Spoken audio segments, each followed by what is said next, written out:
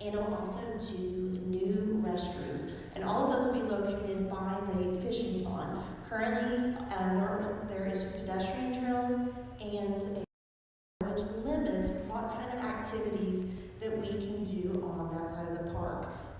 So we're very hopeful and optimistic that we will get that grant as well.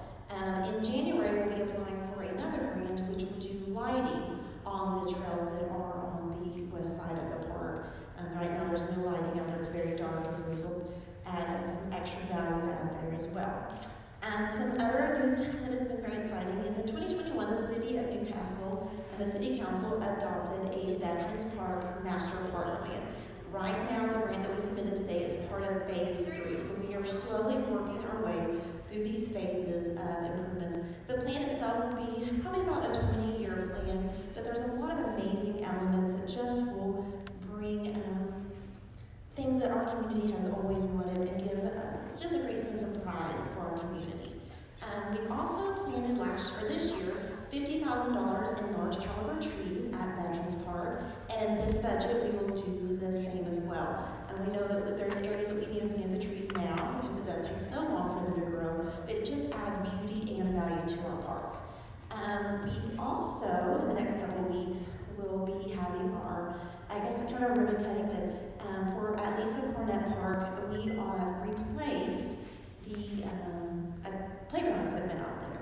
So we're very excited about that because that park is right there on Main Street, and hopefully it will be enjoyed for years to come.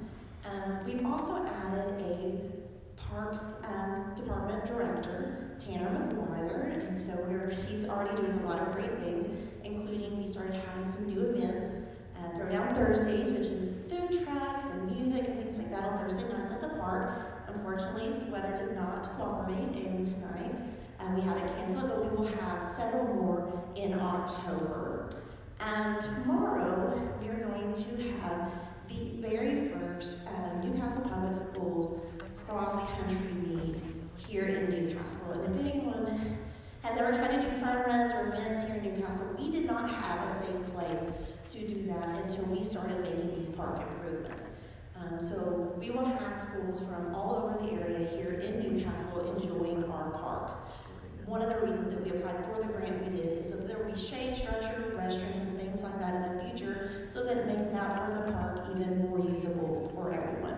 I know besides our cross-country team, Bridge Creek Public Schools actually brings their kids over several times a week to practice at our facilities because there's no safe place there for their kids to do cross-country. So it's just been awesome to see the park, how it's improved, and the use. If you go at any time, you'll see people fishing, you'll see people out there running, practicing football, soccer, and so that park, it now sees thousands of people, and it's something that's been dreamed about for many, many years, and so now we're starting to see that happen. We're going to be adding some more events, music in the park, more movies in the park, haunt the parks, a lot of different activities to really bring the community together. We're also hosting a variety of other events at the park. I know NEF doing a fundraiser, the Lions Club's doing a Veterans Park fundraiser. So that is the intentions. Many years ago, the City Council made a commitment to our community to improve our parks and to improve the quality of life items that our city has wanted for years. And now those things are happening.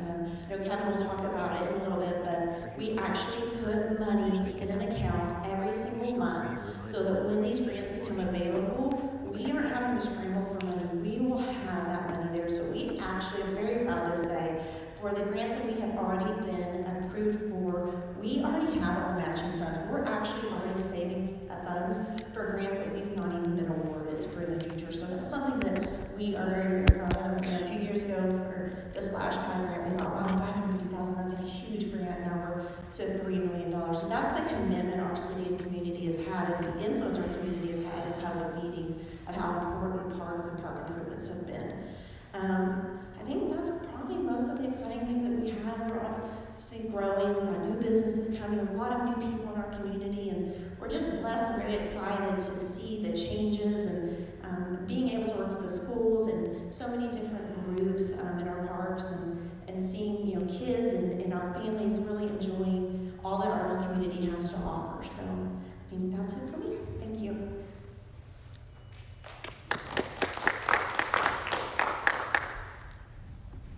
Good evening, I'm Kevin Self. I'm the city manager here in Newcastle, and we do have some very exciting things going on in Newcastle right now, as Jeanette explained, and there's a few more that I would like to discuss here shortly.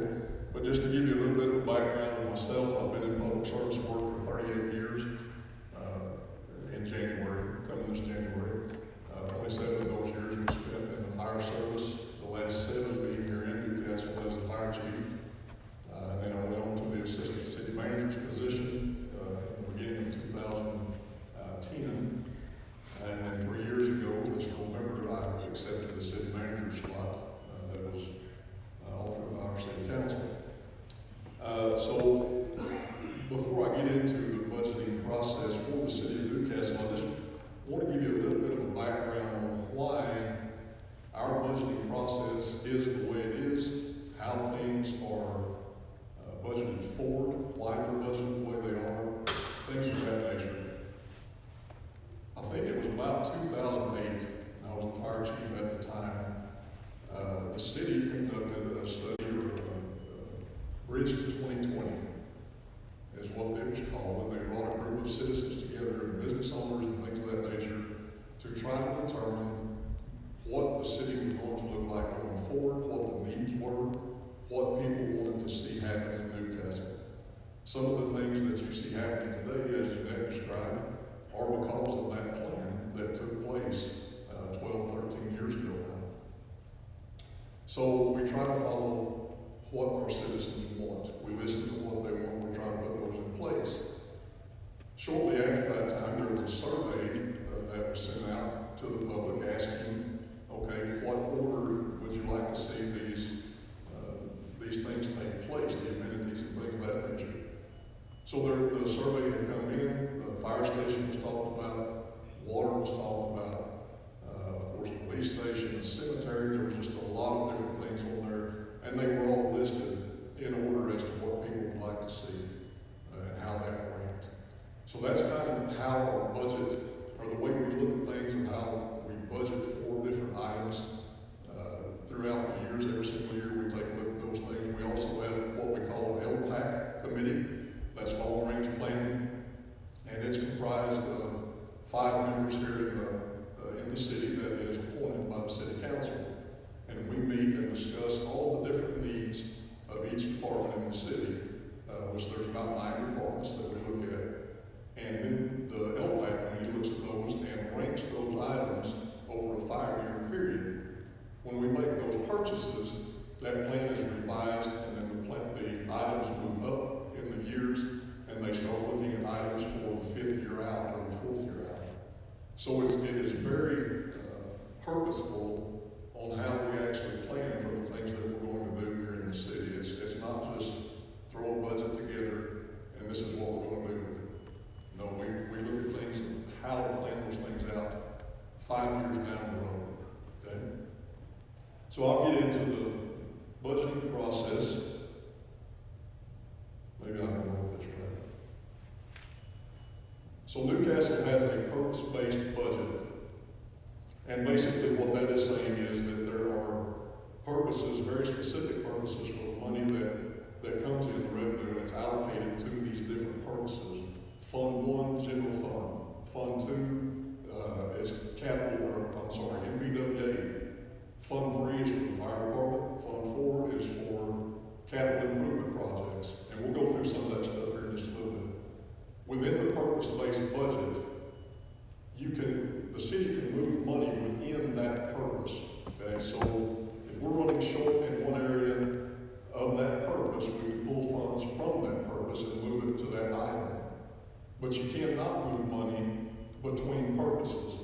In order to do that, that takes a vote of the city council and approval, okay? Oversight.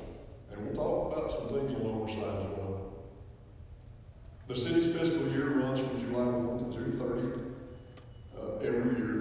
Most municipalities in Oklahoma, that is their fiscal year if they're a statutory city. There are some cities that are charter cities and they may have a different fiscal year. And most of you may know or may not know that the federal government,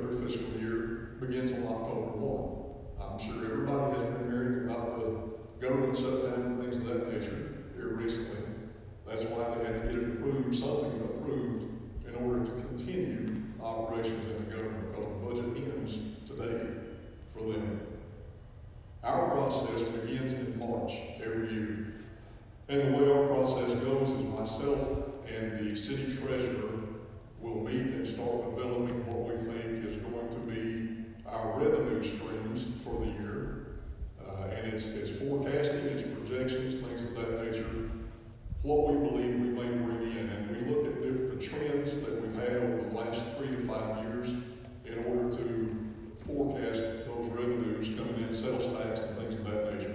And all the different types of funds, or not funds, but fees and permits and things like that that we have, that we charge for. So we look at those and we look at those trends to make sure that we're coming close to what we believe we're going to take in or bring into the city, but we never budget a full amount of what may be coming in. In other words, we are very conservative in our budgeting. Last year during COVID, as you can imagine, municipalities in Oklahoma and around the country had no idea what budgets were going to look like. I participated in several city manager phone calls, Zoom meetings, things of that nature, and city managers around the state and here in Metro that were talking about their budgets and what they thought it was going to look like for the upcoming budget year. Here in Newcastle, we cut our revenue stream by 10%, and we also cut our expenses by 10%. We thought that was a good level that we would be able to withstand storms if businesses began to shut down here in town, people just not able to work, things of that nature. We would still be safe in those projections, and we were. We were very blessed and very fortunate that our businesses here in town continued to operate, and we did not take a big hit during 2021. In the process of budgeting, 30 days prior to adoption, or in the month of May, we have to have something put together, some sort of budget put together, and primarily complete to present to council. That's a state statute that we have to follow, and it's state regulated. So we put the budget together. We normally do a PowerPoint, something similar to this, but we list all the numbers, we list all the different funds, and let the council take a look at it. We explain it to them. If there's any changes at all that the council wants to make, that is the time that they can tell the city treasurer, hey, we would like to see something different in this item or in this budget, and we make those changes. And then the budget goes back to council at the June council meeting, second Monday of the month, and that is where the budget is adopted. That's where the budget is adopted, and then it has to be sent into the state by a specific date according to state statute and approved. So that's kind of our budgeting process of how that process goes. It's very labor intensive.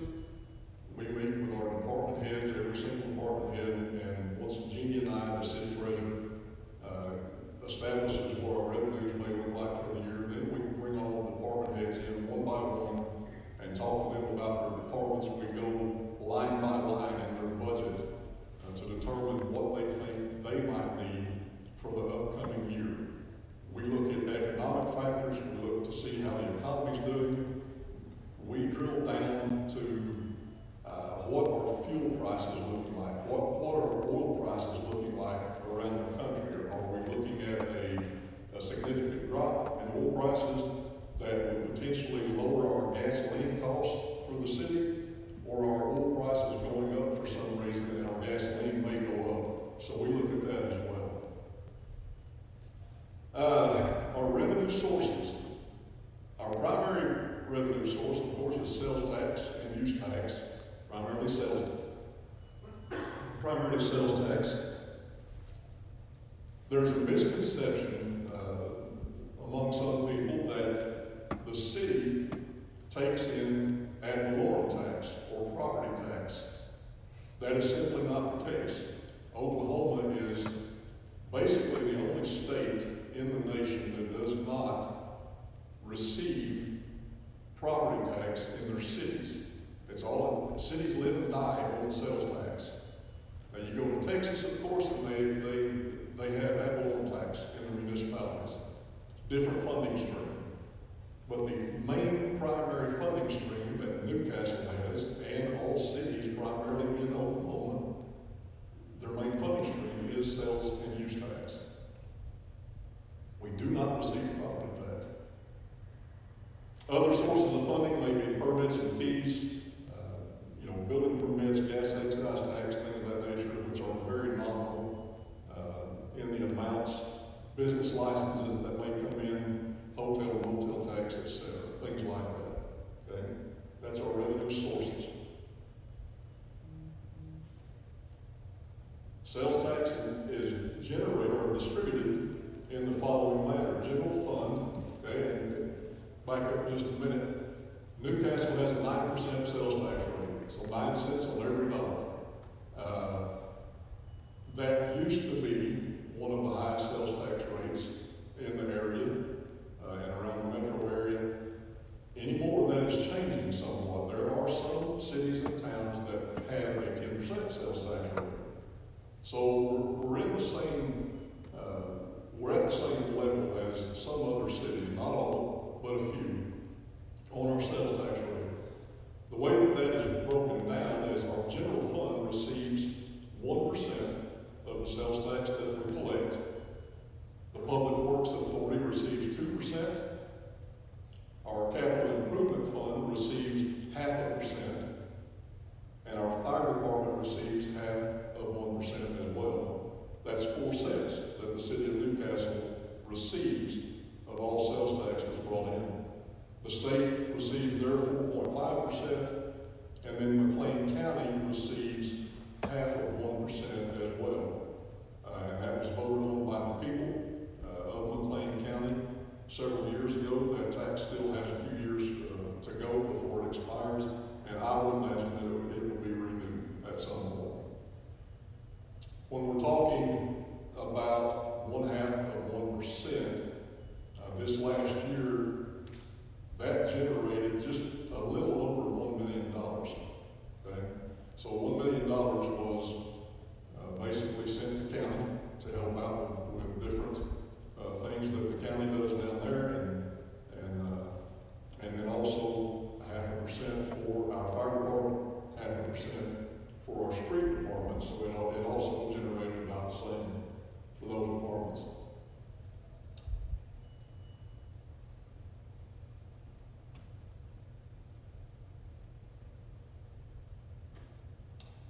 This is a 5-year sales and use tax revenue trend. As you can see, it has been climbing over the last 5 years. We have done very well. The first 4 columns are actual tax numbers that we collected in the last 4 years. Last year, we collected $8.4 million, just a little over $8.4 million. And you can see that in 2022, which is this budget year now that ends June 30 of 22, we are projecting almost $9.5 million in sales and use tax to come in. Now I have to say that $9.5 million is simply a projection, and it is based on 3 months worth of taxes collected to date. Okay? That is not what we have budgeted. We have actually budgeted $7.8 million in sales and use tax. Again, we budget conservatively. We don't want to overextend ourselves or put ourselves in a position that we are having to make cuts to personnel, stop our road projects or anything like that. So we budget conservatively. And $7.8 million is just a little bit below what we actually brought in last year, and we feel that that's a comfortable position for Newcastle to be in.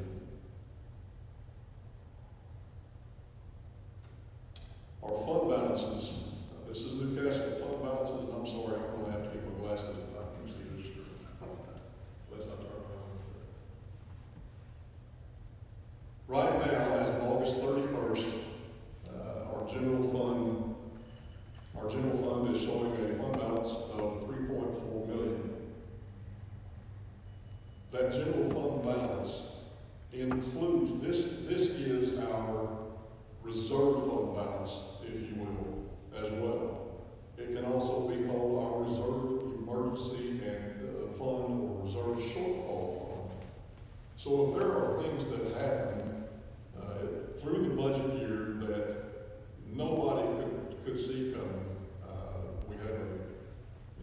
truck that breaks down, we have an ice storm as we did in October of last year.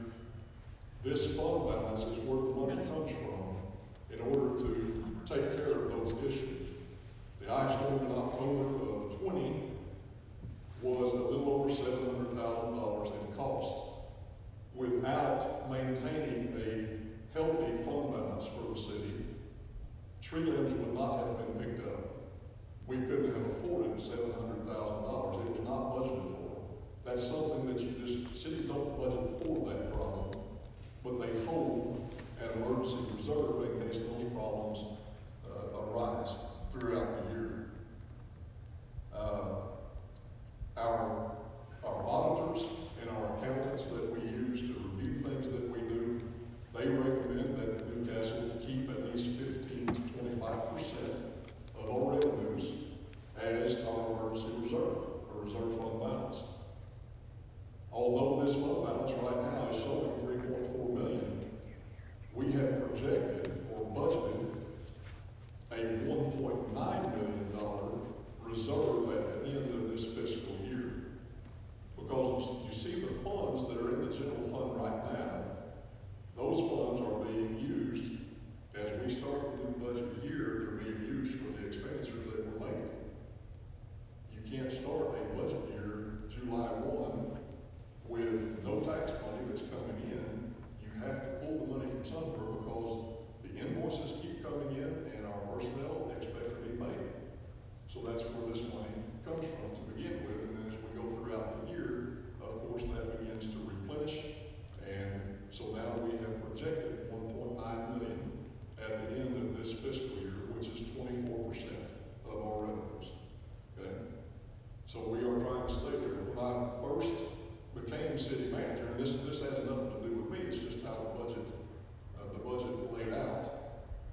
The very first year that we ran a budget, we had a 6.44% fund balance.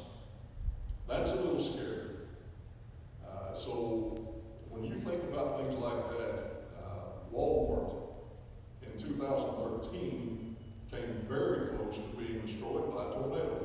It was within 200 to 300 yards just north of Walmart. When you think about that, and the amount of revenue, the sales tax that Walmart generates, what would that do to Newcastle's budget?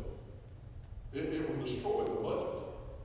Thus, we have to maintain a healthy fund balance in order to get through times that we may not know is coming, that may affect us negatively. The Capital Improvement Tax Fund, this is a fund, a tax that was actually voted on, I believe, in 1997 by the public.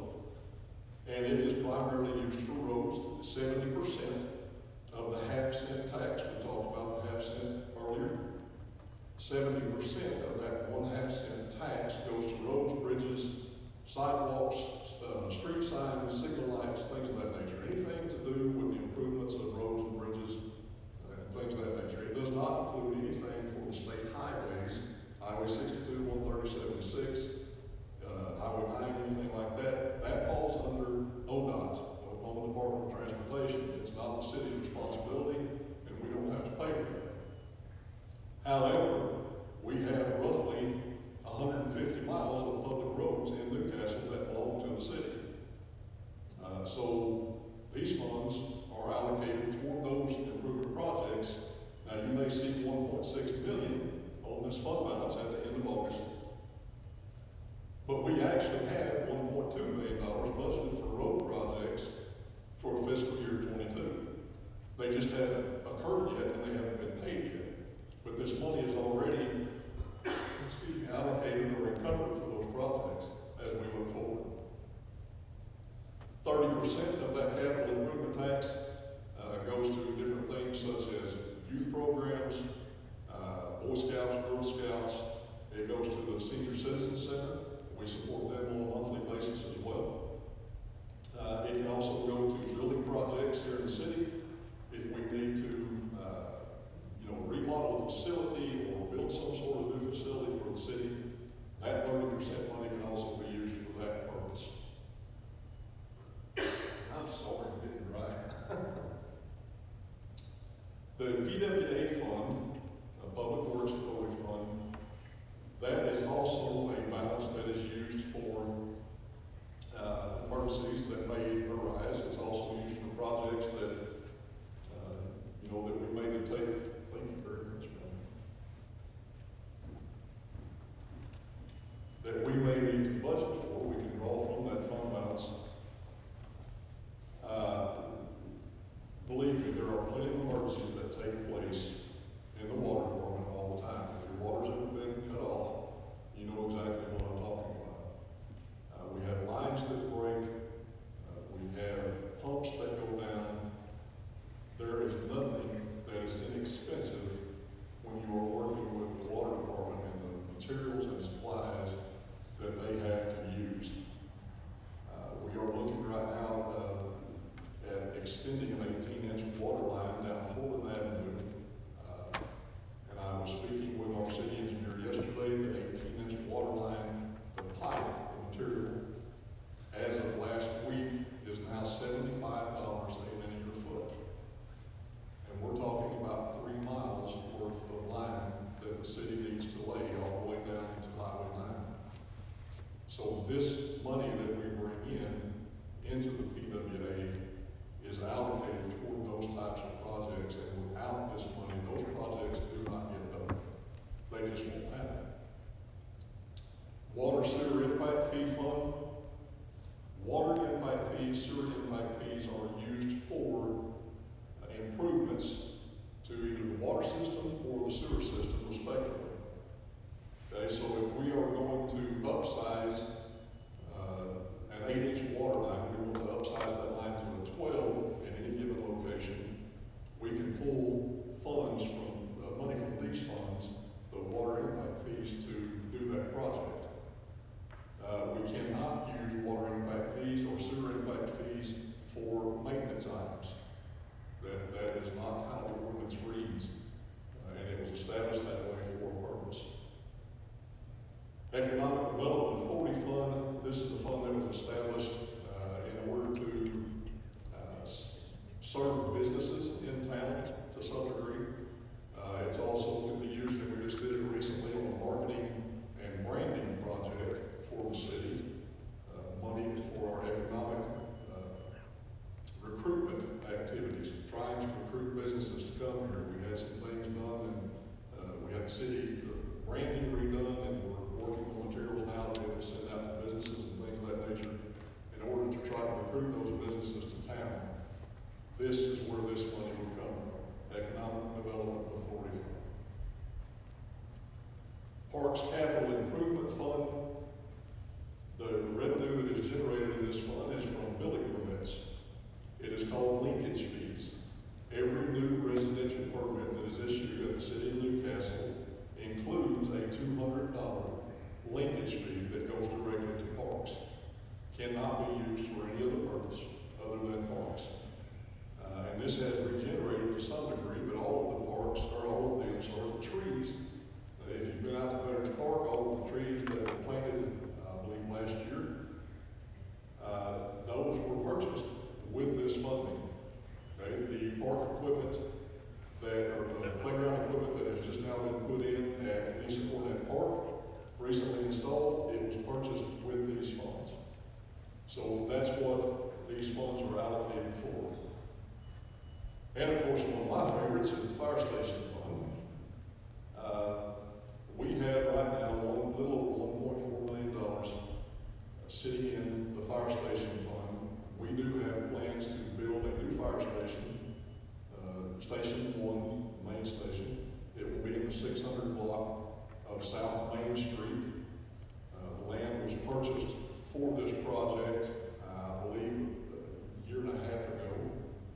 Is when we obtained the property. This project is something that has been needed for many, many years. Our firefighters basically work in a building right now, a metal building that was built in 1967. It was built in a low area. It has flooded multiple times. I can attest to that because I squeegeed water out of it when I was fire chief. So these guys, the guys that are there working for the city and servicing the public, they have needed something for a long time, a place that they can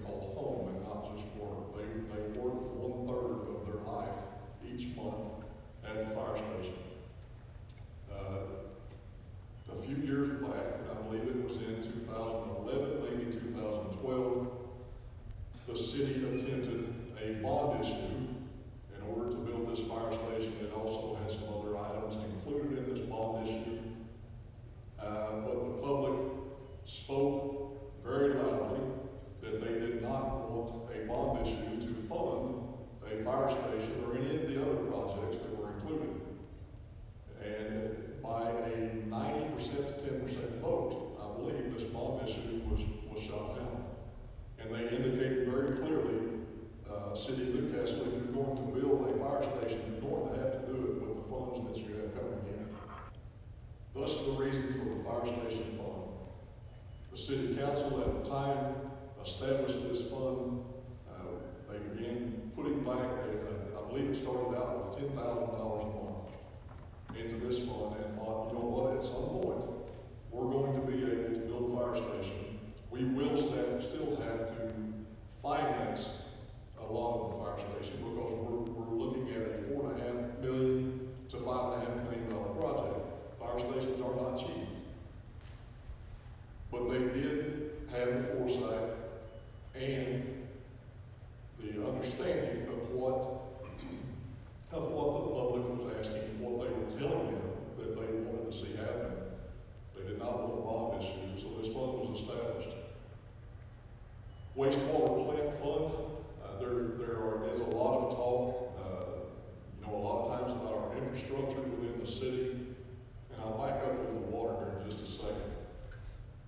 But the wastewater plant, or the project and the planning of that, has been going on now for 7 to 10 years. It just didn't start last year or 2 years ago. This has been taking place for quite a while, and this fund was established for the same purpose, just like the fire station fund. The city council knew this was coming 10 years ago, that we were going to have to build a new sewer plant. Whether there was growth in the city, residential growth or not, this plant was going to have to be replaced regardless, because the plant was built in 1972. Okay? Things have changed dramatically in technology and things of that nature in those years. So they established this fund. This project, we are looking at somewhere between $22 and $24 million to build this project. Now, we have been saving money. We have almost $2 million in this fund. We have also been in contact with Indian Health Services for a grant related to this project. Some of you may have received a survey in the mail probably a year ago as to whether or not there were any Native Americans living in the household that had that Native American blood. If there was, those individuals were counted for Newcastle in relation to this grant through Indian Health Services. That's part of the grant, or the requirements for the grant. So there are funds available there that we will not have to finance the entire project, but the majority of it we will. So that is the reason that this fund was established in order to try to get ahead of this. I will say now, in the fire station fund and in the parks, the next one I'm talking about, the grant cost share fund, we are now putting $45,000 a month into each one of those funds. And as you recall, I said the fire station fund, when it first started, was receiving $10,000. So we are trying to be proactive into saving as much as we can for these projects. And when we do that, we're eliminating a lot of long-term debt, or payments, interest, things of that nature. The grant cost share fund. There are several cities in Oklahoma that participate or that have a grant cost share fund. They may call it something else. This is what we decided to name it. With this money, as Jeanette alluded to earlier, it helps offset our matching cost that the city has to pay when we apply and receive one of these grants that she has talked about. And there are several grants out there that we can use this for. It's primarily being used right now for the parks.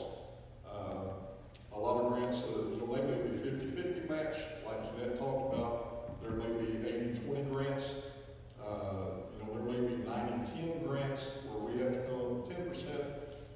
They're all over the board as to what we may have to pay. So we want to ensure that we have funds available. If a grant becomes available, we know we're going to be able to fund our portion of the match and be able to apply for those grants. Prior to last year, I believe it's when we actually instituted this fund, maybe 2 years ago. Prior to that, we did not have any grant cost share fund, and grants were very limited for Newcastle. One of the reasons that was brought up as the Economic Development Director and now Assistant City Manager, as she said, she works on those grant projects, and she has been able to obtain a lot of funding for the City of Newcastle to help projects move forward. So folks may see a lot of money that is sitting in these fund balances, and there's a reason, as I've just explained. All the money that you see sitting in every single fund here has a purpose. It's not just a savings account. It has a purpose, whether it is for a fire station, a sewer plant, park equipment, playground equipment, trees, a splash pad, which we've done. There's just road projects, water projects. Those funds are there for a purpose. Okay?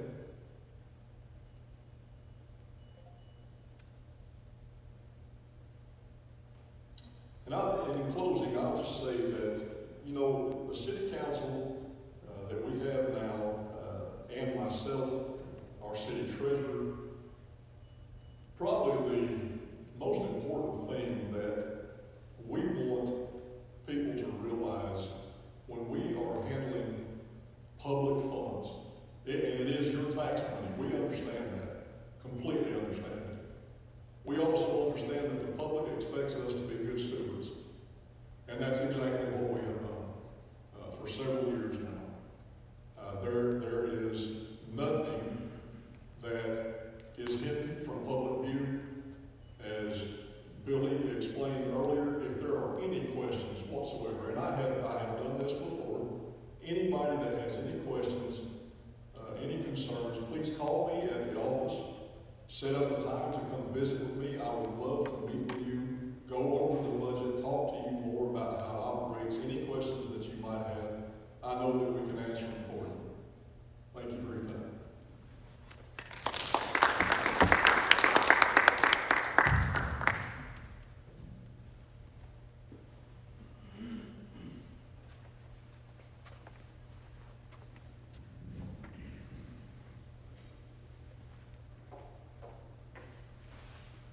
We're going to have a little bit of a transition here.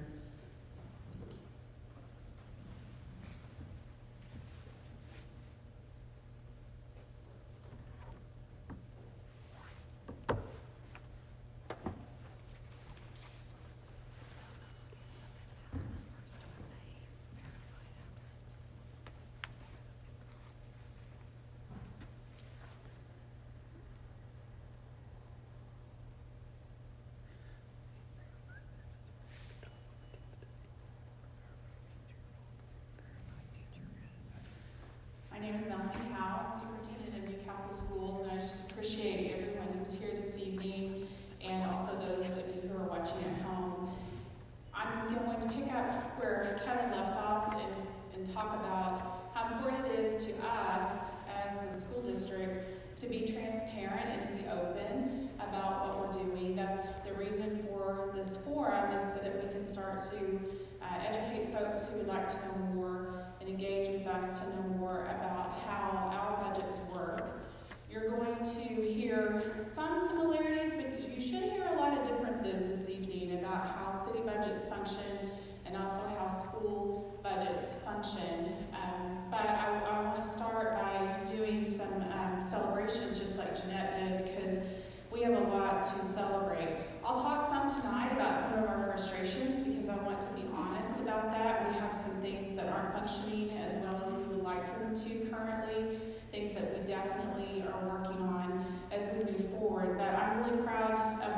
that we've been able to accomplish, especially during a pandemic year last year and working on COVID mitigation. And in fact, that's one of the first things I want to talk about is just how our team, our support staff, our teachers, our administrators, and our parents and students and everybody involved in the school district have made it through the pandemic and still working on that. I know it's a tough time for everybody right now. It's a tough time for families and a tough time for students.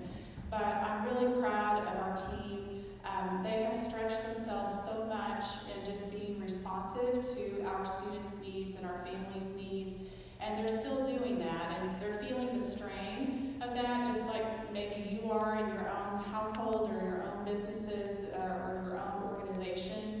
But our folks show up every day. They're here and dedicated and very passionate about serving the children of Newcastle, and I'm very, very proud of them for all that they've accomplished. I've said this a couple of times. I really firmly believe that our staff has made dealing with a pandemic look easy, and it's not been easy, and they've worked hard. The other thing I want to talk about is some of the things that we put in place, just health and wellness-wise, as we've been working through COVID mitigation. And one of those is that last year we were able to put ionization filters in all of our buildings, and that was through the support of the Chickasaw Nation, and we're very proud of that. We haven't really talked about that a whole lot, but that's something that we were able to do, and we believe that that's kept our students healthier. And we have also used a lot of our stimulus funds to pour into staff and add additional counselors to our staff, because we know that our students are feeling the stress as well of doing a lot of in and out last year, virtual or in person, and also just what it means now to be living with COVID. We've improved our class sizes, so we are at about 23-to-1 ratio for elementary, and that's something I'm really proud of, is that that was something we heard that parents really felt was important to them, and so we responded to that, and we've added additional teaching staff as part of our COVID mitigation as well. We've also received some grants, and part of our strategic plan that I'll talk about tonight shows that we're looking for ways to generate additional revenue into the district. So we've received about $73,000 in grants from last year. That's something that we're still actively looking for and writing for grants. Some of those grants are TSET grants, the Tobacco Settlement Endowment Trust. And one of the ways that we used some of that money was to make sure that we have a sufficient number of AED devices in all of our campuses. And we have picked up our own child care program, which is a before and after school and Friday care program called Kids Zone. Ms. Ferguson manages that program, and so we're able to generate some additional revenue for the district through that program. We've also won some national awards I have to brag on a little bit. Our high school students were nationally recognized in the month of September for the Changemaker Award, and that's through Health Corps, which is a partnership with the Chickasaw Nation. We have a Health Corps coordinator on our campuses, and they submitted 2 projects. One was a garden project, and one was an activities during lunch project, and they won a national award for that, and were recognized in New York City at the Health Corps event. And then our own Ms. Christy Ferguson was recently recognized this week through the National Johnson O'Malley Board and Program for the one of 4 National Johnson O'Malley Educators of the Year. So we're very proud of her for that. And another program that I'm really proud of, because it shows that we're always looking for ways to be resourceful and cooperate with other districts, is our Tri-City Learning Academy, which is our full-time virtual academy. One of the things we learned during the pandemic is that we really do need to be flexible with what we're offering in education for students. And even though we were making a commitment to come back face-to-face, try to be as normal as possible, we know that there are a lot of families out there that still really need that full-time virtual environment. And we are partnering with other districts in our area. So we have a cooperative partnership with Blanchard, Tuttle, Bridge Creek, Washington, Nico, and Dibble, and we pulled our resources together year, and we've hired a core team of teachers and a principal, and so we're able to continue to offer full-time virtual offerings for students. And I could go into a lot of detail about that. I'm really proud of that program. But that's the commitment to offering flexibility of learning for our students and the students in our area. So Mr. Landis is going to come up and go in the weeds a little bit. We're going to tease a lot tonight because some of the differences you're going to see in terms of city budget and school budget has to do with how highly regulated school budgets are. And Mr. Landis teaches all over the state in school finance, and so he could teach for many, many hours. This could go 12 hours, 24 hours. We could be here all night. It could go on marathon session on just the school finance piece. And a lot of people don't understand that because they may question, well, why do we need so many administrators up there in that building? What do they do all day? Well, we need expertise in school finance because it is pretty complicated to sort out. I have understanding of school finance as a superintendent for sure, but when you get to be a district the size that we're getting to be, because some of you may not know, but we're 5A in a few of our athletics now. We're 5A, classified as 5A for cheer and volleyball and cross country, and we have, as our student population grows, then our organization grows, the number of students that we serve grow, and our needs grow, and so that's when we start to think of ourselves as truly a 5A district. We're there, almost there, we'll be there very soon. I'm beginning my third year here, and I really am proud of the way that we've been able to develop a strategic plan as a district, and I'm proud of the way our team is pulling together. And so this is really what I'm thinking about a lot lately, is how we come together as one Newcastle. When I talk to people in the community, alumni in the community, I hear that we are growing, yes, and we're worried about that a lot. We are willing to accept the challenge of that, most of us are, but we want to make sure that we stay that heart of the community, that core, close-knit community that we all love. So I've been thinking about how we do that as a district to continue to foster that culture. And I have a lot of faith in this community to be able to hold on to that. I have a lot of faith in our school district to be able to hold those values close and hold them dear. And I have a strong belief in our administrative team to be able to keep that in the forefront of all of the planning and the work that we do. And I'm going to show you a little bit about how we do that. My part of this budget discussion is going to be talking about how we align our budget around building our needs for students, how we take care of those needs, how we're building alignment in our organization around those needs, and we budget according to those values, those goals, and that alignment.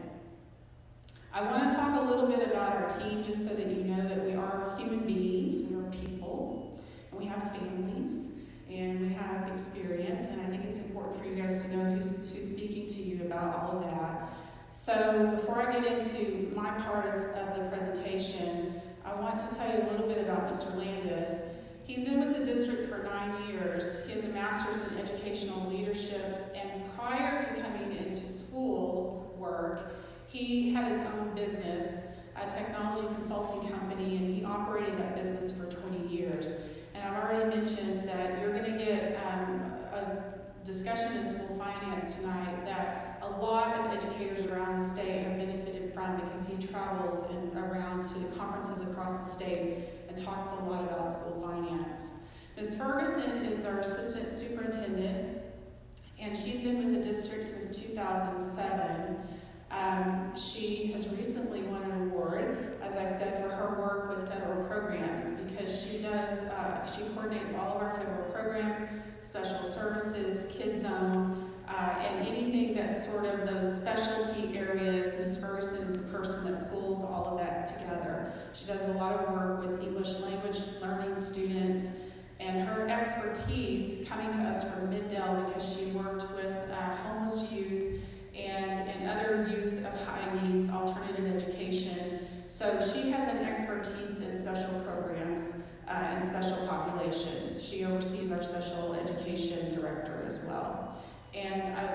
was important to take some time to do that so that you know who's working for you and who's working for your students day to day. So again, what I'm learning the longer I'm here is that it's very important for this community to stay connected. Our partnership with the city is incredibly important, and I value all the work that Jeanette talked about. I just keep thinking that's awesome, because you could hear that as a school district, we're taking full advantage of that park and any of the other things that the city's doing. We love it, and we want to be a part of that. So what the city is planning for and doing, we're in support of that, and we want to grow together that way. So I think about what is our shared mission, what is our shared values, what is our shared work. As we're working through our strategic planning process, that's something that we think about a lot. You may not know this, but next year, 22-23, next school year, will be our 100th anniversary as a public school district. And I've met with alumni, I've verified that with some very key people in the community, so I feel good about that next year being our celebration, and we want everybody to celebrate that together with us. And again, when I talk to alumni, they talk about the family connections, the community connections, and just those Newcastle networks that are so important. So as we're trying to build this shared mission and shared work, we're also dealing with a lot of challenges. We still have COVID challenges that we're dealing with. Our transportation is still a challenge for us, it's COVID related. We have staffing issues that are still a challenge for us, but we're pushing forward. We want to keep being forward looking. And we are working through about 4 to 5% growth in student population each year. We have about 2,500 students now. Currently, we finished the year last year with 2,377. So we're growing by about 100, 130 students a year. And so we expect that growth will continue. I want to take a minute to show you guys that a lot of information about our district can be found on our website. So, and of course this is going to be slow. But if you are interested in information from COVID to what we're doing for our strategic plan, to what we're doing for community resources or Kids Zone, if you want information about finance, you can find it, and board policies, you can find that on our Board of Education page. So I just want to make sure that people understand that there's a lot of information out there, and we're happy to guide you through that. If you need a little bit of help finding things, we're happy to share with you where all of that is. The way we organize ourselves is around student success, and when we look at our budget and where our resources go, we want to focus our resources on what is happening in the classroom. And it's not just about academics, although that's a core part of our mission for sure. But it's also about the health and wellness of that child.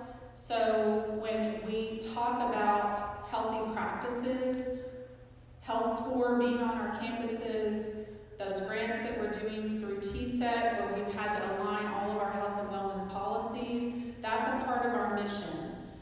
Another part of our mission is social-emotional well-being of our students.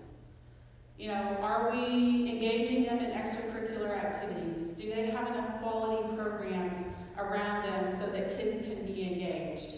And as we think about our resources, are we providing enough resources into those areas so that kids can really be involved and plugged in? I said that we've hired additional counseling resources. Are we putting enough money and effort into that so that we can make sure that we have enough counseling staff to serve our students? And definitely we have operations costs. We have 305 employees. We have electric bill, we have gas bill, we have all of the things. We pay our custodial staff, we have maintenance expenses. So all of those operations costs are still a part of what we do. But our core mission for our organization is organized around students and their learning and their well-being. When we developed our strategic plan, we set out 3 goal areas and we align our budget into these areas. How are we meeting the goals of these initiatives? Learning, teaching, and assessing. Do we have enough instructional resources for our students? Are we recruiting and retaining quality staff? Culture and community. How are we building stronger community partnerships? What kinds of additional support, counseling support, business partnership support are we pulling in to the student learning? And also facilities and resources, which are the operations costs, and also we've not made it a secret, we're going to be looking for a capital investment, and we'll be going out to the community to ask for that in 2022. So that's a big part of our long-range planning and strategic planning. This just gives you a little bit of a timeline of how that's all working. So I came into the district in the summer of 2019. The board started working on crafting a plan with the community in the fall of 2019. The plan was fully crafted and was adopted by the board in the spring of 2020. And if you remember, that was when we shut everything down, but we still pushed through. We finished year one of implementation last year, and we delivered a scorecard to the board, and that meeting is open. We'll continue to do that throughout our strategic planning cycle, and their scorecard is put on our website for everyone to see. And we had a lot of things that we accomplished last year. I talked about some of those at the beginning of this presentation, but we also learned a lot about virtual learning last year. And that was something that was a strategic initiative. We didn't realize we were going to be forced to do it earlier than what we were really ready, but we did do it. And as a result of that, our teachers stood up virtual learning. We learned a lot about what worked and what didn't work. We figured out that face-to-face was one of the best ways for kids to learn. But as a result of that work that we did last year and aligning ourselves to that strategic goal, we now have one-to-one Chromebooks in our district. Much faster than what we thought we were going to be able to accomplish it. So we're moving into year 2 of implementation, and one of our big focus points for this year will be long-range master planning. We will be hiring experts to help us with that, facilities planning, and also for communication. And you'll be hearing more about that as we move into the fall and into the spring. We'll be sending some surveys out, we'll be having some community gatherings and asking for your opinion about what you think should come next for our next bond issue. And so we hope to vote for a capital investment sometime in 2022. So when I talk to teachers and we talk about aligning our budget to our strategic goals, these are the things we believe are our focus points and our next steps. We want to know our students better. I feel as a district we need to move closer toward, I think we do a pretty good job now, but I think we could do a much better job of knowing our students and knowing what their needs are, and being much more student-focused than what we are now, and creating strong classroom communities and connecting students to resources. Instructionally, we're working on aligning our standards. This is something that it's been kind of unusual because I think we've been working on COVID and dealing with COVID, but I haven't had very many conversations about how rigorous our curriculum is, or do we need to add more AP classes, or what are we doing for STEM? And I haven't had those conversations necessarily in this community, but it doesn't mean that I don't think you're interested in those things. I think you're very interested in those things. And so are we. So those are the things that we are aligning ourselves to. The Newcastle Education Foundation is doing a race for the racers to raise money for STEM. And so that is a curriculum alignment that we'll be working on, and that's a need that we have. And our biggest challenge moving forward will be what everybody's talking about for the school is forecasting for growth and facilities improvement and long-range planning. And I want to throw in that we need to be thinking not just 5 years in the future, 10 years in the future, but what will Newcastle Public Schools look like 25 years from now? And how will we be serving students so we are continuing that tradition of excellence that we already have in place? I like to throw this in here because I think when you're thinking about budgeting and aligning your budget to strategic goals, you have to think about how people manage change, because sometimes managing that change determines the direction of where you place your resources. And we have a vision for Newcastle students that they will be leaders in their communities after they leave here, but what we would really love is for them to come back and be leaders in this community. We really would like for our kids to come back here and work and play and have an excellent quality of life. So that's a vision, a strong vision that we have that keeps us connected. Like I said, that one Newcastle, that continued connection that we have, that family tradition of my grandma went to school here, my cousins went to school here, so everybody's still connected here. But in order to do that, we have to understand that in order to move people towards change, you have to have all of the components there in order to make that happen. And that's when we think about budgeting, we think about a matrix, something like this. If people are experiencing anxiety or frustration, what are we missing in the blocks towards moving towards successful change? So our goals for 2022 are we want to provide more social, emotional, and mental health support for all racers. We've invested in that. Align targeted intervention and assessment systems. We've poured investment into that. And prepare for our 2022 capital investment campaign, and more to come on that. So that's the tease part of this presentation. We'll probably have to come back and tell you more about that as we get closer to it. So I'm going to turn this over. We're going to transition to Mr. Landis, and he will talk about some nuts and bolts for school finance. And then we'll do questions after Mr. Landis' presentation.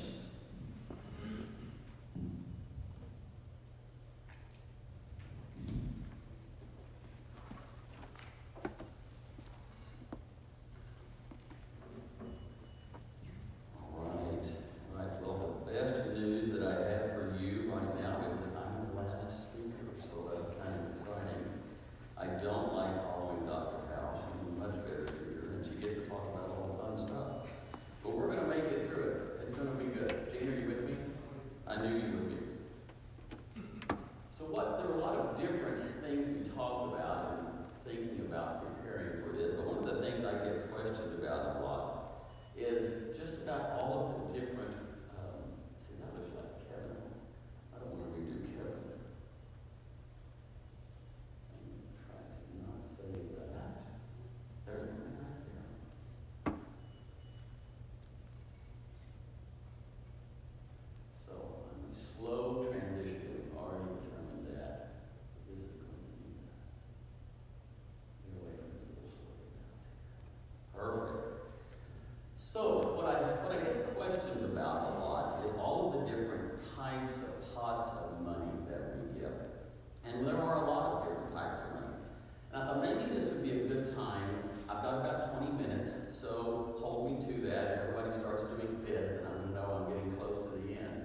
But I want to talk about all the different revenue that we get in the district, just to be a sort of a starting point of what we have when we're working with our budget.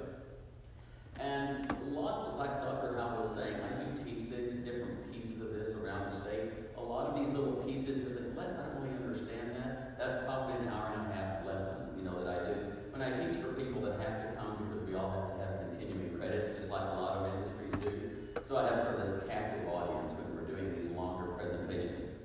But let's just jump in.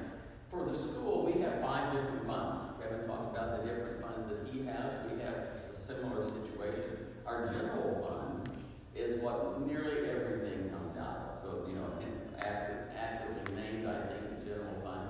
Most of the school district runs out of that. Our building fund is funded separately, and it's for building projects. We get about $650,000 a year in our building fund from ad valorem taxes. So it's not big money that lets us build $18, $22 million buildings, but it is what we use to pay for utilities and repairs and custodial and new air conditioning units, all that sort of stuff. Bond funds are when we sell a bond, and you may notice that every year we sell a bond. We do a resolution in May and sell it the first week of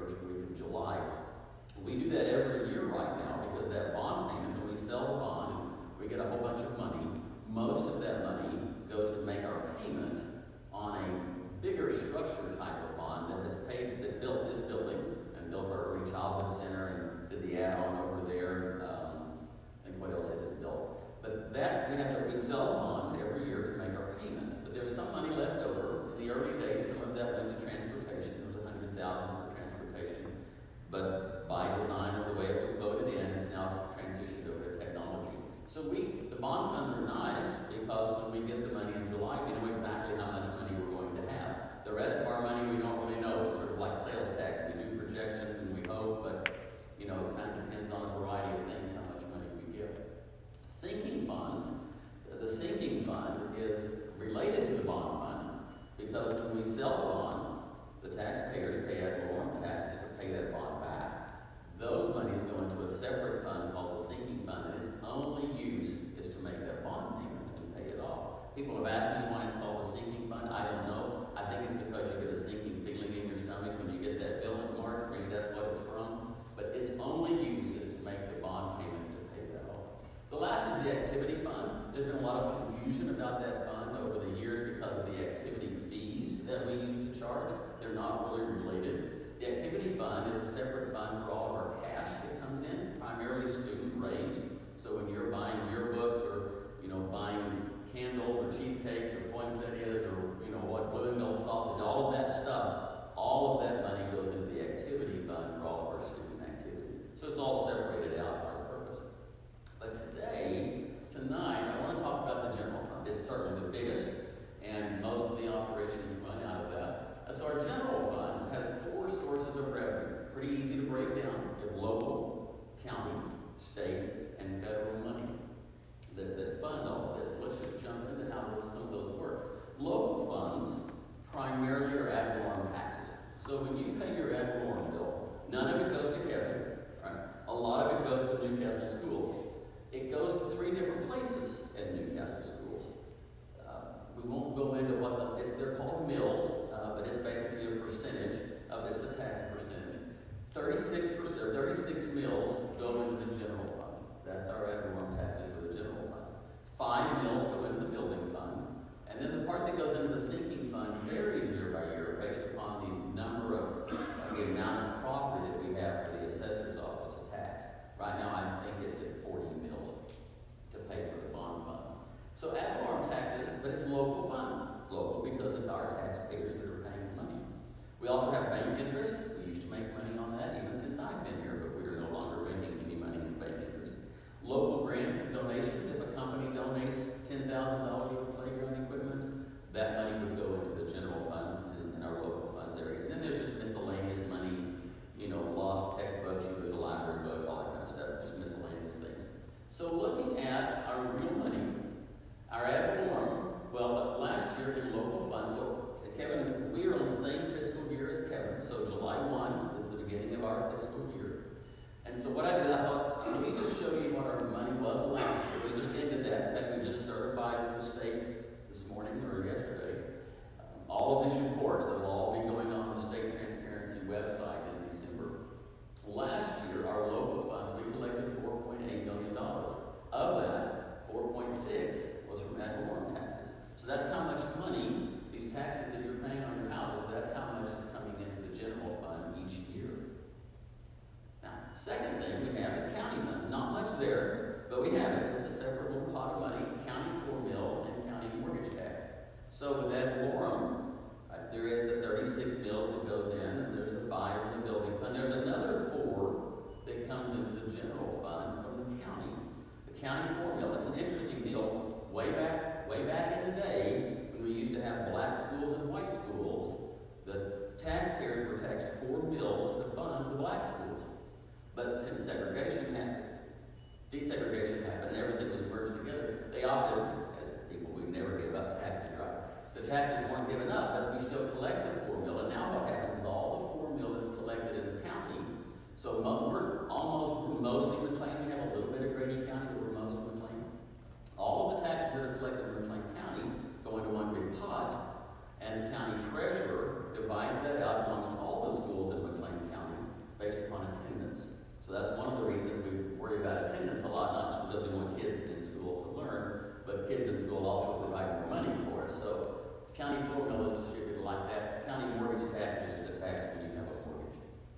what do those numbers look like? The 4 mil for us is $423,000, and then county mortgage is $166,000.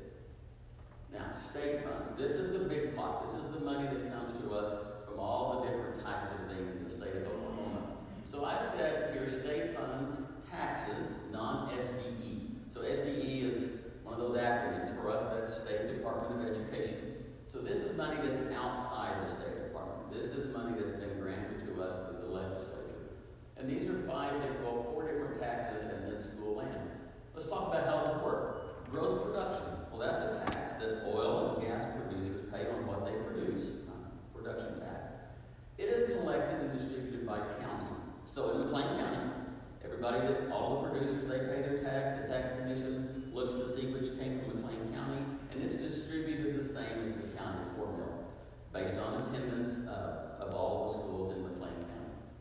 So if you're in a county that doesn't really produce anything, you don't get gross production. This is based upon the county. Motor vehicle tax, all those taxes we pay on, tags and all that stuff with motor vehicle people, that's actually all collected as a state, at the state level, in one giant pot. And it's distributed to every school based on their attendance. So it doesn't matter where the tax is collected or where your school is, you're just on this giant list of 509 schools, and that money gets distributed like that. Rural electric tax is a tax paid by OEC, we're OEC here. Based upon, it's a tax they pay for every mile of highline wire that they actually have in our district. So they pay it in our district, and that money comes to us, and it's not distributed out.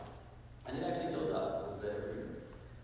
School land earnings. School land's interesting. So a long time ago, there was school land every so many square miles had a school, had a plot for a school. I don't remember the numbers on that. Well, that land was always for the school. So now what happens, there's a department called the Commission of Land, CLO, Commission of Land, Commissioners, Office of Land or something.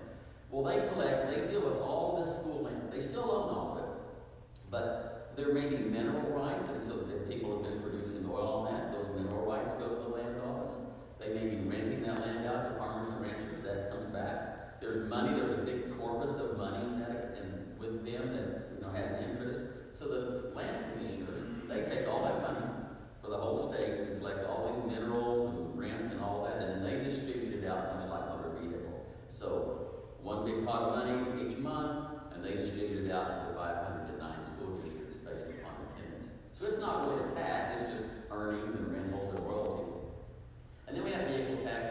It's a separate kind of tax. It's different than the motor vehicle. I really don't know what it is, and it's not very much money. In fact, let me show you how much it's not. Gross production last year, we got $474,000. I'm going to put a little star there. We'll talk about that in a second. Motor vehicle, $932,000. It's a pretty good chunk of money on motor vehicle. Rural electrics, $217,000. School lands, $325,000. And vehicle tax, $4,793.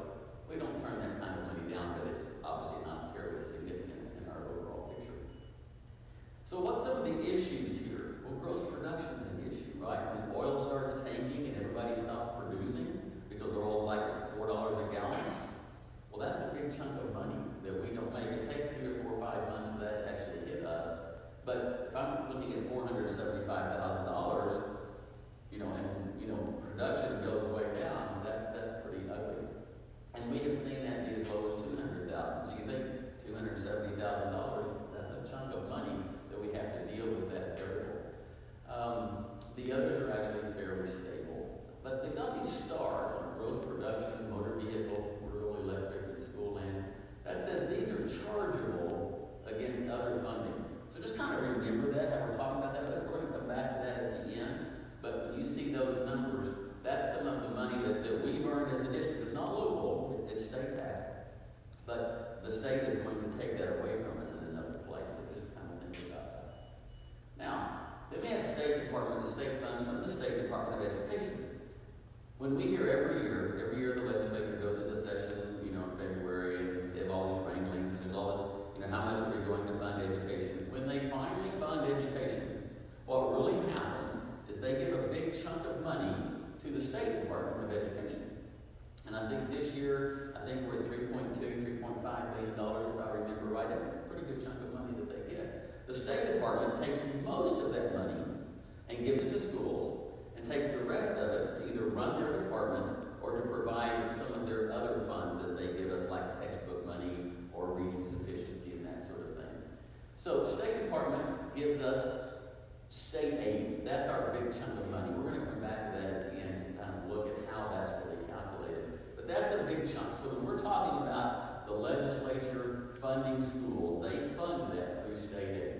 It's based upon a couple, well, we'll get to the chart in a minute, so let's not jump into that. Flexible benefit, that's a school term. What that means is the legislature has agreed years ago to fully fund the insurance for all school employees. But school employees have an option. You can take the insurance and have it fully paid, or you can take a cash stipend instead.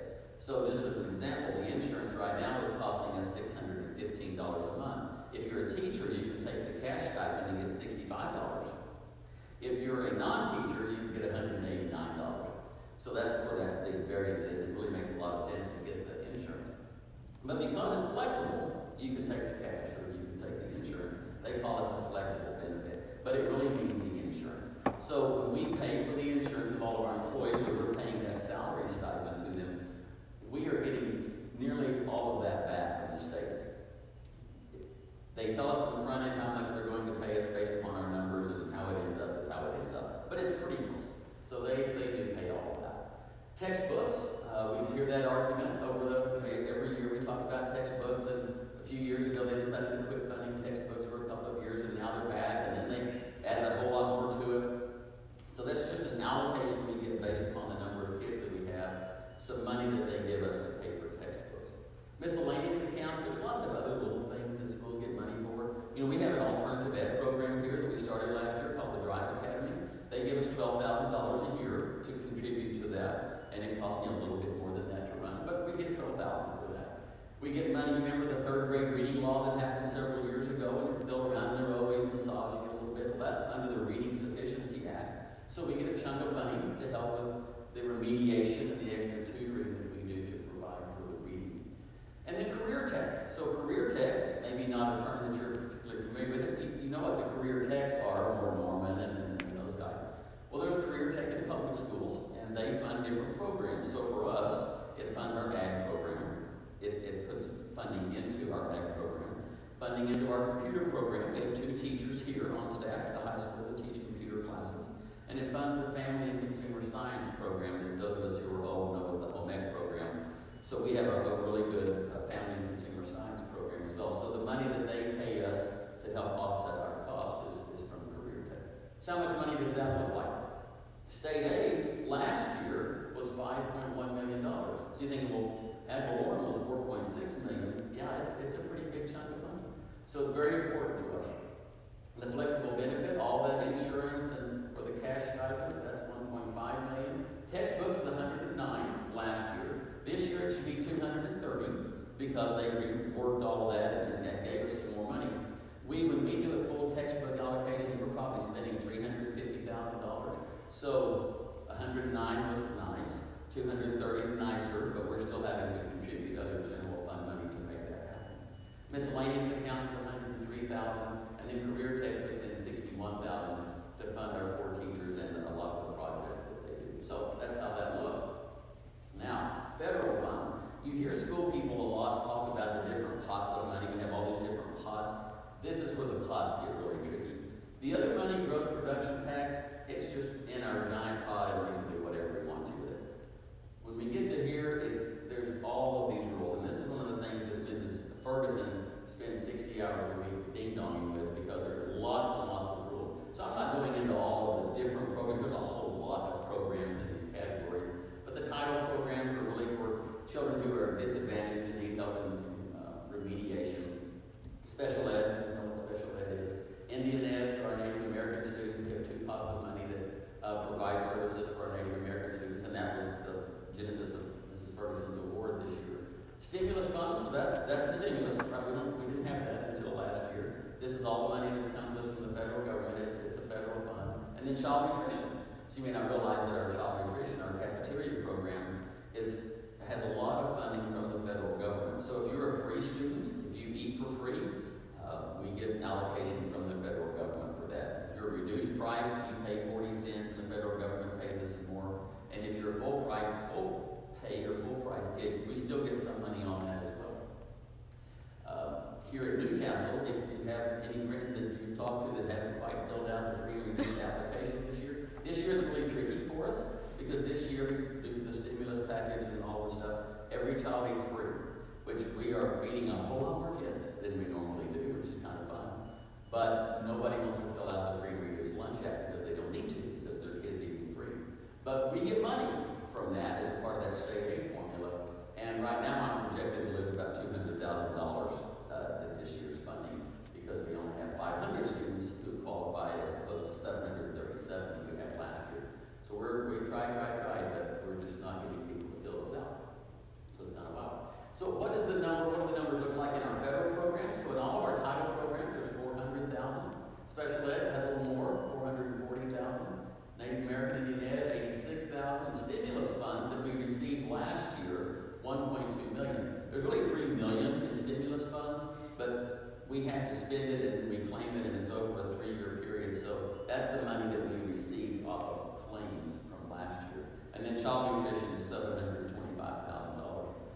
Now, really, that's about $830,000 program. So it's a good size. We feed about 1,100, 1,200 kids a day. So it's a lot of kiddos that we feed.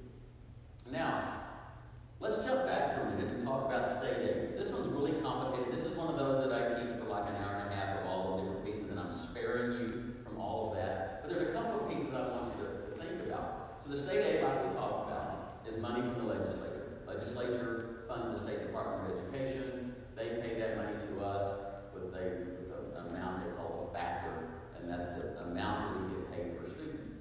So it starts with the number of students that we have enrolled, and that gets a lot more complicated, but it is basically based on how many kids that we have. It's reduced by the chargeables.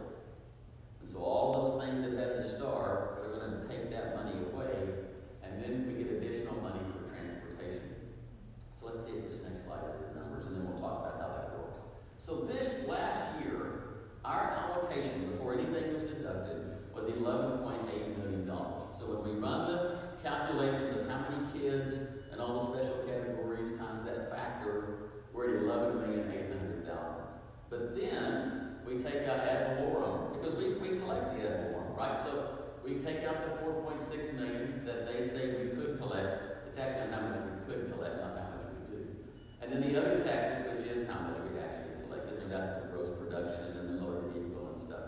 So those come out, those are charged to our account. And then they add in transportation. We get $93,000 a year to do all of the transportation that we do. Transportation is not a money maker by any means. So our net to Newcastle is $5 million. This really is a very equitable system. People get kind of, twisted up sometimes because, we're getting charged out our ad valorem and charged out the other money. But we're actually making that money, right? We're going to collect the ad valorem. A lot of schools don't have much ad valorem, or they may not have any gross production, or they may be a small school that doesn't have the ADA to get maybe much of the motor vehicle tax or something. So the chargeable system kind of equalizes across the state so that all of the districts, really all districts in Oklahoma, end up making the same amount of money, unless those chargeables get too high. If our chargeables would ever get to $12 million, well then we'd be making money. But at this ad valorem, see right now we're at 4.6 and 2, so that's $6.6 million. I've got to get that over 11.8 million before we're off the formula. So why does I'm not going into that. I have a lot of people ask me, why doesn't the school have a lot more money? Because look at all these houses that are coming in. You have all these houses, they're all paying these ad valorem taxes. Why aren't you just swimming through $100 bills to get to your office? Because the more that the taxpayers pay in ad valorem, the less I get in state aid. So it's a wash. So we're terribly grateful for the houses. Now the houses typically add kids. Kids add to the count, which increases that top number. The higher ad valorem does increase our building fund, so that gives me more money to fix things around here. That doesn't get charged. The building fund money stays where it is. The higher ad valorem rates allow us to reduce the amount of money you pay for the sinking fund, because I've got to make a certain amount of payment. Like this year, I think it was $5.5 million. If If we have a lot more taxpayers, they all have to pay a little bit less. Because all I gotta do is pay $5.5 million. So the more taxpayers that are paying, the less everybody has to pay for that bond. So we're grateful for all of that, but it doesn't produce any more money. We would have to triple the amount of houses that we have before I can get over that initial allocation. So typically schools do that when they've got gross production. They've got wind farms and, you know, big gas plants or something like that. Our electric plant helps us a lot, but you can see we have a long way to go there. So that's how that works. But that's a question I get asked a lot is why don't you have a ton of money because you have all these houses? That's how that works out. So overall, what are our real numbers? So last year, our total new revenue from all of those things we talked about, $17.5 million. Last year we had cash forward, so, you know, ending balance the year before, $1.6 million. Total budget, $19.181 million for last year. This year's going to be very similar, because we've got more money in some places and less money in other places, like the child nutrition piece there with free reduced lunches. So that's what our budget looks like. This year, because we just finished up all these numbers, this year we carried forward about $1.8 million, which is nice.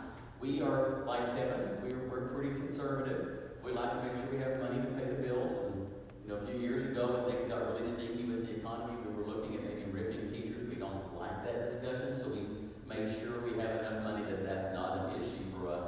But this year we've been very strategic in adding a bunch of new employees, and we can do that because we have a good balance. And that money's there to spend, and it's there to spend for education. And so we've just reached a point, it's like Dr. Al was talking about with our strategic plan. We've got learning, teaching, and assessment issues, we've got culture and community issues, and we're now big enough at 2,500 kids. We have some money, we have some stimulus money. We've now invested in some really new layers for us, like instructional coaches and a lot of counselors. Very exciting, but we can only do that because we've got some carry forward to manage that. So we're just very excited about that. I'm very excited about that. We're doing some really good things. That will be the end of my slide. How did I do, Gene? 7:40. I smoked it. That is awesome. So I don't know what to do now. Anybody have any thoughts? I don't sing. I don't dance. Billy, are you coming up? Give your mic. You want my mic? You want this wireless? All right.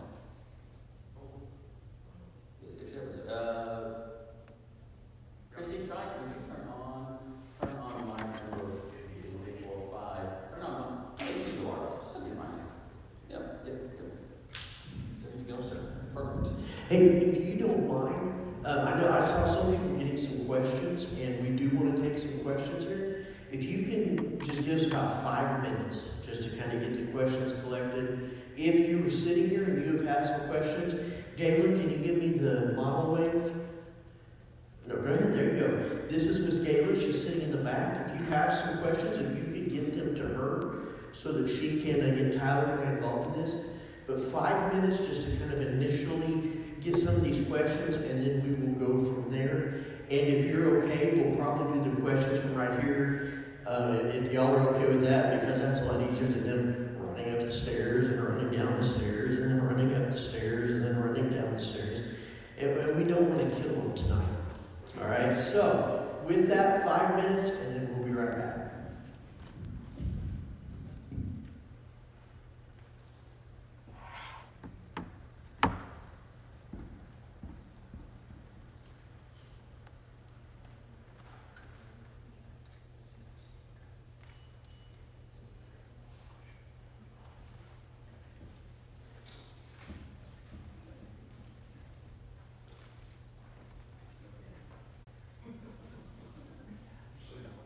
Okay.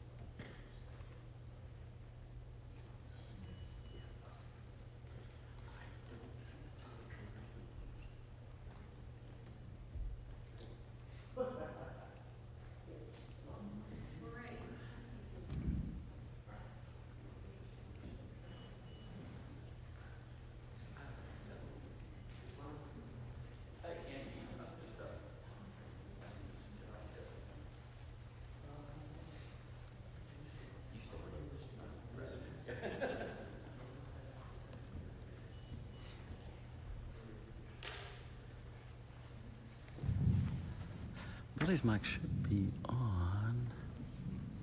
It's that one, I think. Let's see. 1, 2, 3, 4, 1, 2.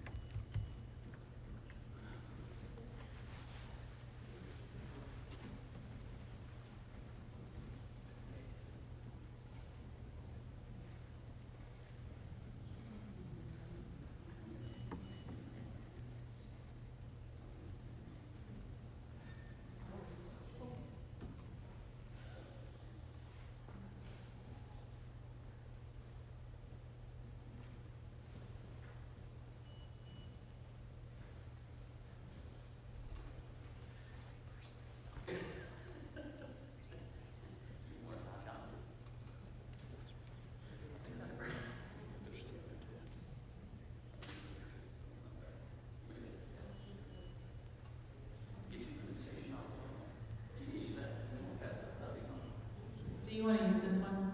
No? Okay. Okay. Yeah, for those of you who can't see, we're still working on a microphone, so.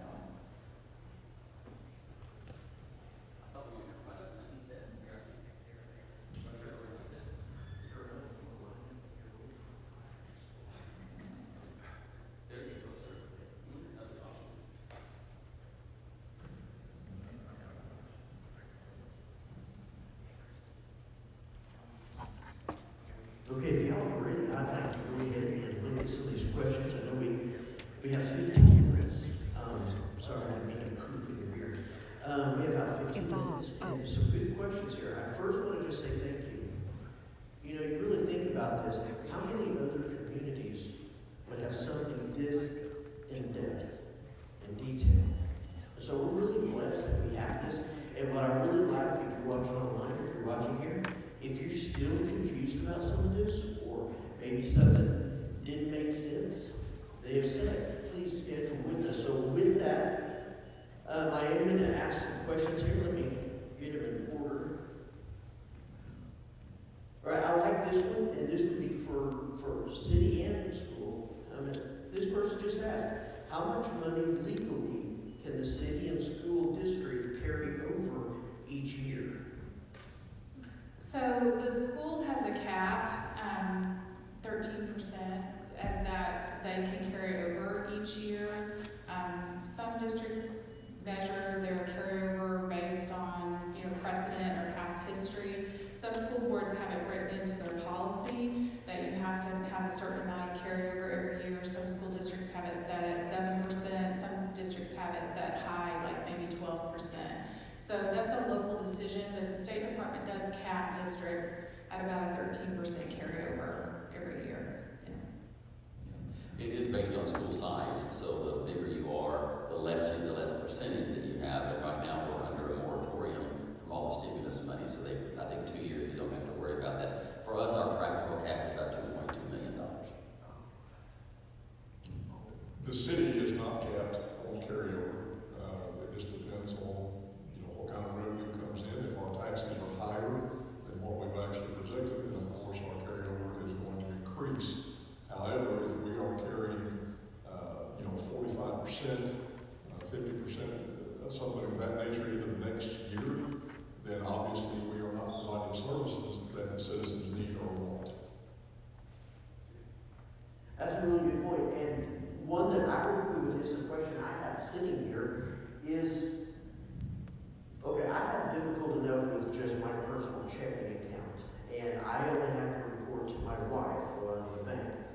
I know that you have a lot of details, there's a lot of flags you gotta find, there's a lot of departments and people, and I just had a question that I thought would be clear, and probably one that a lot of people have.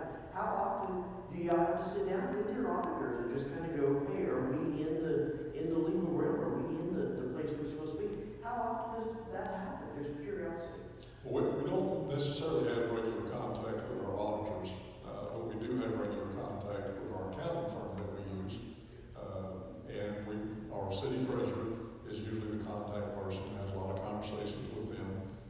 Sometimes I have conversations with them, but myself and our city treasurer, we talk on a daily basis regarding budget, regarding expenditures. There's very detailed procedures in place that ensures money is is allocated and spent properly and accounted for properly, things that is required by state statute as well.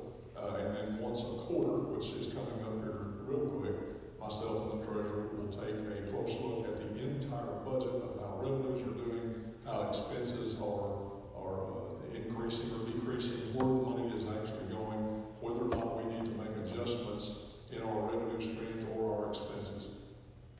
Okay. Real quick, and what did you say they were? They're not auditors. What is the name? It's an accounting firm. Our accounting firm that we use is Crawford and Associates, and basically they actually wrote or have written quite a bit of accounting law for the state of Oklahoma. That's awesome. Thank you. So at the school level, we are audited from two different agencies, or three different agencies. One of them is the State Department itself. Since we're paid by the number of students that we have, and then that big flex benefit is based upon how many employees we have, our regional accreditation officer, there's several of those across the state, he comes and looks at our numbers 4 times a year to make sure that we're reporting accurate students, and so we're audited by him. We just finished, and I think we certified yesterday, a full financial report to the Financial Accounting Office at the State Department, and that's the full summary of everything, and there's a lot of checks and balances that I have to go through with that. And so when you go on the state website and look at school reporting, and look at the stuff on the transparency side, that's all stuff that we just certified. So we have 3 months for them to find other stuff or whatever, but then that goes live in December. So we're audited by the State Department's Accreditation Office, we're audited by the State Department's Financial Accounting Office, and then state law requires that we hire an accounting firm to be our auditors. There's a list, they have to be approved to be on the list, and our accounting firm auditors are out of Chickasha. But they really do audit us. We don't have an accounting firm per se. We have those auditors, so they are here until August to look at the end of year wrap up and the projection for next year. And that's a document we just produced. It was in the paper a couple of weeks ago. Then they also come in November and April and do a regular test audit of all of our books and all of our systems to make sure that that's all happening. So we have 3 different big sets of audits that really I feel like we're audited about every 2 or 3 weeks. It's not really that frequent, but there's always somebody auditing us. A lot of people don't know that Oklahoma school districts have their own cost accounting system, so it's not a general accounting system that most businesses use. And so it's called OCAS, the Oklahoma Cost Accounting System. And so there are multiple checks and balances that are built into just through the State Department, through the auditors that we hire. And there's a lot of transparency that we've added to our own district website for our board meetings. So if folks will go on and look at our board agendas, the financial documents that Mr. Landis puts together in his board report are listed there. So it's not an audit per se, but it's yet another type of accountability that's built in. Because like Kevin said earlier, we take our stewardship of taxpayer money very seriously. Okay, thank you. I just thought it's important just to know, that there's people that are helping you and watching you, and you have to report to as well. I just think that's important. Here's another question I had. This is for the city. How much revenue is provided annually to the city of Newcastle by the Chickasaw Nation? The Chickasaw Nation does provide funding in lieu of taxes, because we do not receive any tax money from the Chickasaw Nation, anything that they may have on trust property, trust land. So right now, the Chickasaw Nation provides Newcastle $36,000 a year annually in lieu of taxes. They also provide $100,000 a year for fire department funding. When we built the station in 2008 down on Highway 9, they did provide funding for that project to help us out with that. And then also they contribute $100,000 a year for personnel for that station. A question that I had for Jeanette is, I love that there's this new thing going on and talk about community and changes that are coming. Maybe could you address what are some things that you're needing or wanting from the community to help in this job with events and things like that? What are some things that you could encourage people to do to make make what you're doing, one, a success, but two, a community unity event? Get involved. We have community meetings for park improvements and these grants that we have to do. And it's kind of like tonight, you might have a handful of people that are there that really get involved. These events that we put on take a lot of personnel. They take volunteers. Just the homecoming parade Friday, you all saw, the city had to provide a lot of personnel. Police, fire, street department, parks department, out there to even just have that kind of event. Then we also had volunteers from the Lions Club to help with safety and lineup and things like that, and with the chamber. So get involved. If you want more events, if you want to see your city go, have a voice in that. Be a part of it. Get your hands dirty. Come plant some trees. We always have opportunities to serve this community, and we rarely turn down volunteers. But that's a big part of it. It's just getting involved, because the more people that we have involved, the more hands-on, the more we are able to do. Because as a city, we only have so much personnel that we can allocate to all the different things that we do. So the community support and participation will make a tremendous difference in that. Okay, good. I just wanted to really see that as well. It takes a lot of people and helping just with the homecoming. I lost hair, just trying to organize and things like that. So I wanted to get that out there. And so if you're watching, understand a part of the community is being involved. In fact, at least with me, I get frustrated with the things, and then my wife says, well, Billy, are you doing anything? And I found that I get more frustrated with the things I'm not involved in. And I get less frustrated with the things that I am trying to do. And so I wanted to ask you that. I have one more question. It's here. And this question said, why hire consultants? Have we used consultants before, such as in strategic planning? I agree that. Oh, that's for the school. Okay. All right. So I think it's important to invest in people who have had to plan like we're having to plan now. And so I think the community would expect for us to consult with some experts. I have years of experience, 7 years of experience as a superintendent. Mr. Landis has experience as first, and we all have levels of experience, but we want to make sure we get it right for this community, right for the kids of this community. And like I said earlier, we don't just want to plan for 5 years from now. We want to know what we need to be doing to plan multiple phases for 25 years from now. And the people that we're going to take to the board as a recommendation that we would work with have lots of years of experience. They've worked all over the state of Oklahoma and the nation in order to plan long-range planning or master planning. We have some big challenges for us as we grow. The middle school could be fairly easy. We hope we don't get into any complications with that. If you feel like you have to knock on wood because you never know what's going to happen, but that building is functioning extremely well. We all should be very proud of the work that the district and the community did on those facilities when Dr. Everett was here, because that facility needs classroom additions, and the way it's designed, it should be fairly easy, not complicated, to be able to do that. But when we talk about master planning for this high school campus, or master planning for the elementary campus, or as we grow, are we going to need to have satellite elementaries out? And we need somebody who has a lot of expertise to come in and make sure we get it right. And I think our community would expect no less from us for that. Well, guys, I can only say thank you so much. I know y'all are used to getting done early, but we're 3 minutes early. And I just want to say thank you. I tell you what, just for listening to all 4 of you, y'all have forgiven more than I will ever know about a lot of this stuff. And I just want to say thank you. There's really, as a minister, there's only 2 constants, God and change. And as we're changing, and as we're growing, and you guys are finding ways that we're preparing, and the vision for that, by the way, I want that slide. Bring us out about vision and skills and the whole thing.